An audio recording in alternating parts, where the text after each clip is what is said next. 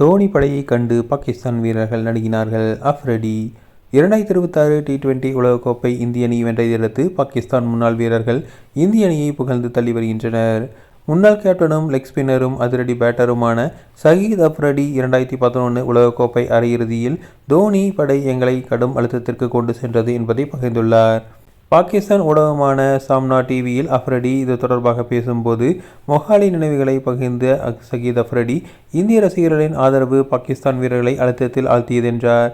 தங்கள் பேட்டர்கள் சிலர் களமிறங்குவதற்கு பயந்தனர், நடுங்கினார்கள் என்றும் ஷஹீத் அஃப்ரிடி கூறியுள்ளார். 2011 உலகக்கோப்பையில் மொஹாலியில் அரையிறுதியில் இந்தியாவுடன் ஆடிய போட்டி இன்னமும் என் நினைவில் உள்ளது. நாங்கள் நல்ல தொடக்கம் கண்டோம். ஹபீஸும் கம்ரான் அக்மலும் நன்றாக ஆடி வந்தனர். கேப்டனாக நான் மிகவும் ரிலாக்ஸாக இருந்தேன்.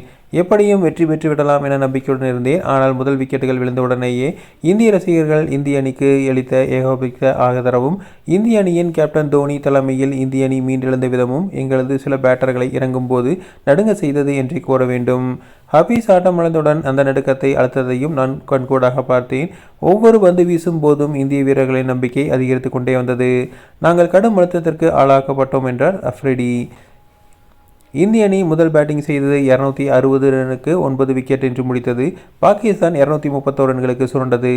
இந்திய அணியின் சமீபத்திய வெற்றியை முன்னாள் பாகிஸ்தான் வீரர்களும் பலரும் பாராட்டி வருகின்றனர். முன்னாள் பாகிஸ்தான் டெஸ்ட் கேப்டன் ஜாவேத் மியாண்டாத் இந்திய கிரிக்கெட்டின் வலுவான உள்கட்டமைப்பு தான் இன்றைய வெற்றிக்கு காரணம் என தெரிவித்துள்ளார். இந்திய அணியின் திறமையான பேட்ஸ்மேன்கள், ஸ்பின்னர்கள், வேகப்பந்து வீச்சாளர்கள் தொடர்ந்து உருவாகி கொண்டே இருக்கிறார்கள். அது அவர்களுடைய திட்டமிட்ட மற்றும் கட்டமைப்பு கிரிக்கெட் அமைப்பின் பலன் எனவும் கூறியுள்ளார்.